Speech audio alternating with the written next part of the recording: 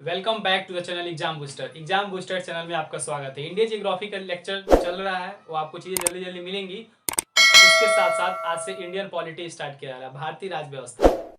Indian polity का source कहाँ से है, मैं कहाँ से पढ़ा रहा हूँ, ये है लक्ष्मीकांत का जो नया वाला एडिशन है, उससे मैं चीज़ें आपको बता रहा हूँ। ये चीज़ें प्रीलिम्स और मेंस से रिलेटेड दोनों चीज़ों में आपको फैक्ट प्लस कंसेप्ट को कवर कराऊंगा, जिससे पीटी और मेंस की चीज़ें आपके लगभग पोर्शन, प्रीलिम्स के कंप्लीट पोर्शन और मेंस के बेसिक चीज़ें आपको कवर कराऊंगा। तो सोर्स आपने जाना कहाँ से है, लक्ष्मीकांत से है। और लक्ष्मीकांत का जो पहला अध्याय आप पढ़िएगा, पहला जो चैप्टर पढ़िएगा, उसमें है ऐतिहासिक पृष्ठभूमि। जब हम इंडियन राज व्यवस्था पढ़ते हैं, इंडियन पॉलिटी पढ़ते हैं, तो इंडियन पॉलिटी का ओरिजिन कहाँ से होता है, इंडियन पॉलिटी का उत्थान यानी इंडियन पॉलिटी का निर्माण कहाँ से होता है, कहाँ से चीजें कंपाइल करके आज हम भारत के संविधान को बनाए। दुनिया का सबसे विशाल देश, सबसे विशाल लोकतांत्रिक देश भारत है। जी हाँ, दुनिया का सबसे विशाल और सबसे डाइवर्सिटी वाला कोई लोकतांत्रिक देश है, कोई डेमोक्रेटिक कंट्री है, वो इंडिया है। और दुनिया का सबसे बड़ा विशाल संविधान और लिखित संविधान दुनिया के किसी के पास है, वो भारत का है। दुनिया का सबसे विशाल और लिखित संविधान किसका है, भारत का है। हम उसी देश के संविधान के बारे में आज बात करेंगे। उसी को इंडियन पॉलिटी, एम लक्ष्मीकांत की बुक में इंडियन पॉलिटी के साथ साथ उसमें हम भारत के संविधान, इंडियन कॉन्स्टिट्यूशन का अध्ययन करते हैं। उसी चीजों को हम आज अध्ययन करेंगे। तो उसमें पहला चैप्टर ऐतिहासिक पृष्ठभूमि। क्या भारत का संविधान एक ही दिन में बन गया? जिससे रात को सोए सुबह उठ के भारत का संविधान की कल्पना की, भारत का संविधान बन गया? जी हाँ, नहीं। आइए कुछ चीजें बात करता हूँ। भारत के संविधान को बनने में काफी लंबा टाइम लगा। जब तक हमारे देश में ब्रिटिश ईस्ट इंडिया कंपनी, उसके साथ साथ ताज का शासन हमारे देश में रहा, वो लोग मिलके जो जो चेंजेस हमारे समाज में, जो जो चेंजेस हमारे कंट्री में किए, उन चेंजेस को लेके और साथ साथ हमारे देश में जो उस समय जब संविधान बन रहा था, उस समय जो अनुकूल परिस्थितियां थी, उसके अकॉर्डिंग और उसके साथ साथ उस समय जितने भी देश आजाद हो चुके थे, उनके अपने संविधान थे, उनके संविधान से चीजों को लेके हमारे देश का संविधान बनता है।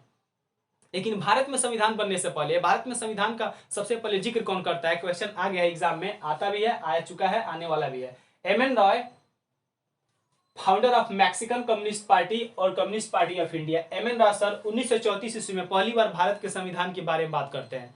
कहते भारत देश का एक अपना संविधान होना चाहिए। 1934 की बात है, जब अंग्रेजों का शासन हमारे देश पे था, ब्रिटिश ताज का शासन हमारे देश पर था। 1934 ईस्वी में उन्होंने सबसे पहले कहा भारत के संविधान यानी हमारे देश का अपना खुद का संविधान होना चाहिए, ताकि आजादी के बाद हम अपने देश का संविधान अपने हाथों में लेकर चला सके।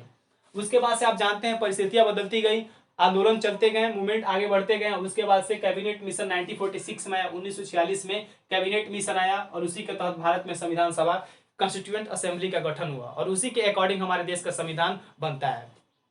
तो जो आज संविधान बना, उसी संविधान की पृष्ठभूमि क्या रही है, कौन सी पृष्ठभूमि रही है आज के जो संविधान आज हम आपको पढ़ाने जा रहे हैं, या इंडियन पॉलिटी जो पढ़ते हैं, उसकी बैकग्राउंड कहां से है, हिस्टोरिकल बैकग्राउंड कहां से है। बहुत पीछे मैं आपको नहीं ले जा रहा हूं, मैं 18वीं शताब्दी में ले जा रहा हूं, 18th सेंचुरी में मैं आपको ले जा रहा हूं। जब अंग्रेज हमारे देश पे आए थे तो उनका मात्र एक ही उद्देश्य था, भारत के साथ व्यापार करना। भारत के साथ व्यापार करके भारत की चीजों को ले जाके यूरोप में बेचना और अधिक से अधिक प्रॉफिट कमाना, उनका एकमात्र एक ही उद्देश्य था। लेकिन जैसे भारत में वो आए, भारत से ट्रेड करने लगे, तो उन्होंने देखा भारत के जितने भी राजा हैं, भारत के जितने भी शासक हैं, पहले तो सब एक नहीं है। जी हाँ, भारत आज हम भारत का जो मैप देखते हैं, north south east west, Jammu Kashmir से कन्याकुमारी, गुजरात से लेकर अरुणाचल प्रदेश, भारत ऐसे नहीं था। भारत छोटे छोटे पार्ट्स में, छोटे छोटे प्रांत में, छोटे छोटे क्षेत्रों में बटा हुआ था और वहां के राजा, वहां के शासक, वहां के लोग अलग अलग थे। सबकी अपने अलग लक्ष्य थे, सबके अपने अलग हित थे। कोई एक देश की कल्पना नहीं कर सकता था। जब अंग्रेज हमारे देश में एंटर किए थे, सब आपस में लड़ रहे थे। ये एक राजा दूसरे राजा पे अटैक करके उसके संपत्ति को लूटना चाहता था, एक राजा दूसरे राजा पे अटैक करके उसके क्षेत्र को अधिग्रहण करना चाहता था। ऐसे हमारे देश में लोग, देश के राजा और देश के जितने भी शासक थे, बटे हुए थे। और उसके साथ साथ हमारे देश में उस समय जो कल्चर थे, जो ट्रेडिशन थे, जो सभ्यताएं थी, वो भी काफी जटिल हो चुकी थी, काफी कंजर्वेटिव थी, काफी रूढ़िवादी धारणाएं बन चुकी थी। जात पात, धर्म, मूल, वंश, जाति, लिंग के आधार पर इतने समाज में बंटवारा हो चुके थे, हमारा समाज पूरी तरह से छिन्न भिन्न हो चुका था, पूरी तरह से बढ़ चुका था। लेकिन जब अंग्रेज हमारे देश में ट्रेड करने आए, व्यापार करने आए, तो जब उन्होंने भारत के साथ व्यापार किया और अधिक से अधिक प्रॉफिट कमाया, तो उन्होंने एक सोचा, यार भारत के लोग इतने मूर्ख हैं, भारत के लोग को हम चाहे तो भारत के लोग को हम शासन कर सकते हैं, क्योंकि भारत के लोग एक तो है ही नहीं, भारत के लोग एक तो है ही नहीं, और भारत के लोग ना ही मॉडर्न ख्याल के हैं लोग, भारत के लोग पुरानी धारणाओं, रूढ़िवादी धारणाओं से ग्रसित है, तो क्यों न हम उनको उनका फायदा उठाएं और फायदा उठा के उनको आपस में लड़ाएं और आपस में लड़ा के उनके क्षेत्र को हम अपने क्षेत्र में तब्दील कर लें और उनके क्षेत्र पे हम राज्य करें।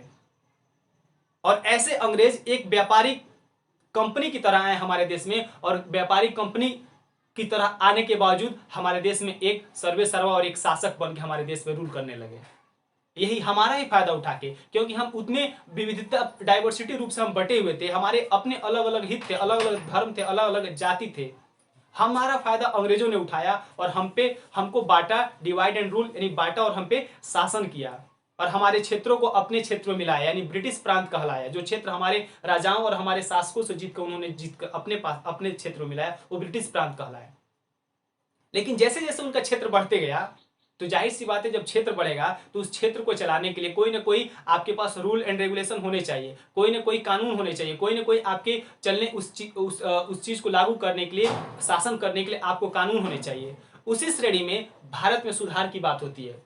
उनका उद्देश्य भारत में सुधार नहीं करना था, उनका एकमात्र उद्देश्य था ये सब चेंजेस लाके अधिक से अधिक भारत का शोषण किया जा सके, अधिक से अधिक लंबे समय तक भारत में राज किया जा सके। उनका यही मंशा था और उसी मंशा और उसी उद्देश्य को लेके भारत में तमाम सुधार करते गए और वही सुधार धीरे धीरे भारत के संविधान के एक नींव बनती गई। वही सुधार जो ब्रिटिश ईस्ट इंडिया कंपनी और उसके साथ साथ ताज का शासन, यानी महारानी का जब शासन हमारे देश में लागू हो गया, तो वही धीरे धीरे वही हमारे देश के संविधान का नींव बनते गया। और फाइनली वही हमारे देश का संविधान जब 1947 में जब हम आजाद हुए, तो हमारे पीछे लंबा 100-150 साल का एक अच्छा खासा इतिहास था और एक अच्छा खासा कानून के एक सुधार अंग्रेजों ने कर दिया था, उनको हमने अपनाया। और उसके साथ साथ हमारे जितने भी देशभक्त नेता थे, राजनेता थे, उनके विचारों को अपनाया गया, जैसे महात्मा गांधी, जवाहरलाल नेहरू, डॉक्टर भीमराव अम्बेडकर, सुभाष चंद्र बोस, ऐसे बड़े बड़े महान विद्वान लोगों की बातों को भी अपनाया गया। अनेक देशों के संविधान से भी कुछ चीजों को लिया गया और 200 साल तक अंग्रेज तथा ताज जो हम पे शासन किए थे, उनकी अच्छी चीजों को हम लागू करके हमारे देश का संविधान बना। उसी संविधान के अंतर्गत हम ऐतिहासिक पृष्ठभूमि का अध्ययन करते हैं। आपने बेसिक समझा, ऐतिहासिक पृष्ठभूमि का अध्ययन करने के लिए हम दो भागों में डिवाइड करते हैं। ऐसे आप चाहते हैं तो नोट्स बना सकते हैं। ऐतिहासिक पृष्ठभूमि का अध्ययन करने के लिए हम दो भागों में डिवाइड करते हैं। एक था कंपनी का शासन, जो 1773 से लेकर 1858 ईस्वी तक चला, और दूसरा था 1858 से लेकर टिल आजादी 1947 ईस्वी तक था। यानी कंपनी का शासन 1773 से लेकर 1858 तक और ताज का शासन 1858 से 1947 तक। मैं आपको समझा देता हूँ। 1773 में, यानी 18वीं शताब्दी में, यानी कह लीजिए 16वीं या 17वीं शताब्दी में, यूरोप वालों का एक उद्देश्य था पूर्व के देशों के साथ, ईस्टर्न कंट्री के साथ व्यापार किया जाए। तो इंग्लैंड के कुछ व्यापारी, इंग्लैंड की महारानी, जो वहाँ इंग्लैंड का पूरा मालिक होती थी, जो महारानी, उनसे उन्होंने आज्ञा लेके, परमिशन लेके, परमिट लेके भारत में वो लोग ट्रेड करने आते हैं। जब भारत में ट्रेड करने आते हैं, तो मैं ऑलरेडी बता चुका, भारत के लोगों के मनोदशा और भारत की तत्कालीन जो परिस्थितियां थी, उनको देख उन्होंने फायदा उठाया और फायदा उठा के भारत में नियम कानून, पूरे भारत के क्षेत्र का अधिग्रहण किए और अपने अंडर में लिए और उनको चलाने के लिए उन्होंने इतने नियम कानून बनाए। 1773 का रेगुलेटिंग एक्ट, 1784 का पिट्स इंडिया एक्ट, 1833 का चार्टर अधिनियम, 1853 का 1857 की क्रांति, ये कंपनी का शासन था 1773 से लेकर 1858 ईस्वी तक। 1773 से लेकर 1853 ईस्वी तक कंपनी ने हमारे देश में शासन किया और उन्होंने जो नियम कानून बनाया वही ये नियम कानून है। और इस नियम कानून के दौरान उन्होंने जो भारत में चेंजेस किए, जो परिवर्तन लाए, उनके अपोज में, उनके विरोध में भारतीय जनता, भारत के लोग अंग्रेजों के अगेंस्ट एक आंदोलन चलाते हैं, अंग्रेजों को लेकर एक क्रांति करते हैं, जिसको बोलते हैं 1857 की क्रांति। 1857 का रिवोल्ट होता है। अंग्रेज जितने भी अब तक सुधार किए थे, अंग्रेज भारत में जितना भी आर्थिक शोषण, सामाजिक शोषण और जितने भी चेंजेस किए थे, उनको लेकर 1857 में भारतीय जनता द्वारा एक क्रांति होती है। और उसी क्रांति के फलस्वरूप जो ब्रिटिश का जो राजा था, ब्रिटिश की जो महारानी थी, जो ब्रिटिश का शासन था, ब्रिटिश का ताज था, उसको मौका मिल जाता है। तो एक मौके की तलाश में रहती है, कब ईस्ट इंडिया कंपनी को हम वहां से, भारत से हटा के पूरे भारत पे हम अपने कब्जे में ले लें। और वो एक टाइम आता है, 1857 की क्रांति होती है, तो ईस्ट इंडिया कंपनी को वहां से हटा दिया जाता है और भारत पे अब पूर्ण रूप से ताज का शासन हो जाता है। अब 1858 से लेकर टिल 1947 तक, 1947 तक ताज का शासन भारत में रहता है। ताज मीन्स क्या, यानी इंग्लैंड की महारानी। इंग्लैंड में हालांकि लोकतंत्र था, लेकिन उस लोकतंत्र पे सबसे कोई सर्वोच्च और सबसे कोई हाईएस्ट पोस्ट था, सबसे कोई ज्यादा बड़ा पद था, तो ताज का शासन था। यानी महारानी विक्टोरिया, महारानी एलिजाबेथ, चार्ल्स, ये लोग सबसे बड़े पोस्ट, सबसे बड़े ओहदे पे थे।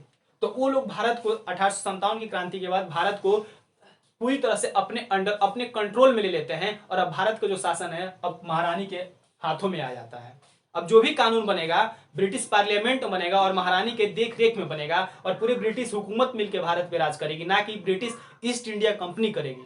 अब पूरी ब्रिटिश गवर्नमेंट उस पर शासन करेगी, और ब्रिटिश गवर्नमेंट जब शासन करेगी तो जाहिर सी बात है British government he rule and regulation बनाएंगे, ब्रिटिश गवर्नमेंट ही नियम और कानून बनाएंगे। यही ब्रिटिश गवर्नमेंट जो नियम कानून बनाती है, 1858 का चार्टर शासन, 1858 का भारत शासन अधिनियम, 1858 का भारत शासन अधिनियम लाया गया, फिर 1861 का भारत शासन अधिनियम, फिर 1892 का भारत शासन अधिनियम, फिर 1909 का अधिनियम, 1909 का अधिनियम जिसे मार्लेमेंटो सुधार भी कहा जाता है, 1919 का भारत शासन अधिनियम जिसे मॉन्टेग्यू चेम्सफोर्ड भी कहा जाता है, 1935 का भारत शासन अधिनियम, और भारत स्वतंत्रता अधिनियम 1947।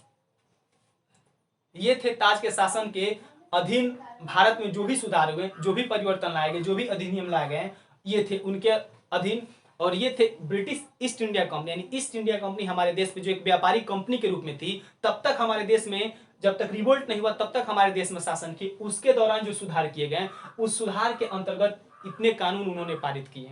जब देश 1947 में आजाद हो गया, तो हमारे देश के सामने सबसे बड़ा चैलेंजिंग काम था देश का संविधान बनाना।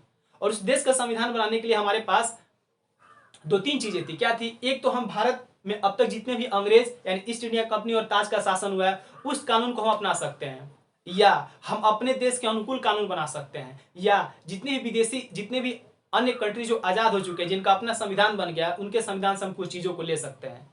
तो जब हमारे देश का संविधान 1946 में जब कैबिनेट मिशन आया, उसके तहत जब हमारे कॉन्स्टिट्यूएंट असेंबली संविधान सभा का गठन हुआ, तो हमारे जो संविधान निर्माता थे उनके सामने ये ऑप्शन थे, या तो हम हूबहू अंग्रेजों द्वारा बनाए गए शासन को हम अपना सकते हैं, बनाए गए जो नियम कानून तो उनको अपना सकते हैं, या उनमें कुछ संशोधन करें, और विदेश के जितने भी देश आजाद हो चुके हैं उनके भी जो संविधान है उनको लेकर हम उसमें कुछ संशोधन करके इंप्लीमेंट करके हम अपने देश के अनुकूल उसको लागू कर सकते हैं। और इस तरह हमारे देश का संविधान बना, जो दुनिया का सबसे विशाल लिखित संविधान बनता है, जिसमें 395 अनुच्छेद, लगभग 20 भाग और 8 अनुसूचियां थी। ये सब चीजें हमारे देश के जब तत्कालीन जब संविधान उस समय बना था, उस समय उसमें सब चीजें इंक्लूड थी। तो ये था हमारे देश का संविधान से रिलेटेड ऐतिहासिक पृष्ठभूमि की बातें। ऐतिहासिक पृष्ठभूमि यानी 1773 से लेकर 1947 टिल आजादी तक हमारे देश में जो भी ब्रिटिश ईस्ट इंडिया कंपनी, उसके साथ साथ ब्रिटिश ताज के हुकूमत रहा, उन दोनों ने जो हमारे देश में सुधार किए, जो अधिनियम पारित किए, जो रूल एंड रेगुलेशन पारित किए, उसके अकॉर्डिंग हमारे देश का संविधान बनता है। तो इसी संविधान को हम लक्ष्मीकांत बुक के नए एडिशन के अकॉर्डिंग हम लोग एक एक जो संशोधन हुए, एक एक एक्ट पे हम लोग डिटेल में अध्ययन करेंगे, चाहे 1773 से लेके 1947 तक जो भी है इंपॉर्टेंट फैक्ट जो प्रीलिम्स में आते हैं और जो मेंस के दृष्टिकोण से जो काफी इंपॉर्टेंट है, उसको मैं चीजें आपको क्वेश्चन आंसर के फॉर्मेट में आपको समझा दूंगा। तो ये रहा आज का आपका सीरीज। आपको ये वीडियो इंडियन पॉलिटी का कैसा लगा, समझ में आ रहा है तो नीचे कमेंट बॉक्स में आप बोलिए, और अच्छा लग रहा है वीडियो तो चैनल को लाइक करें, शेयर करें, सब्सक्राइब करें। धन्यवाद।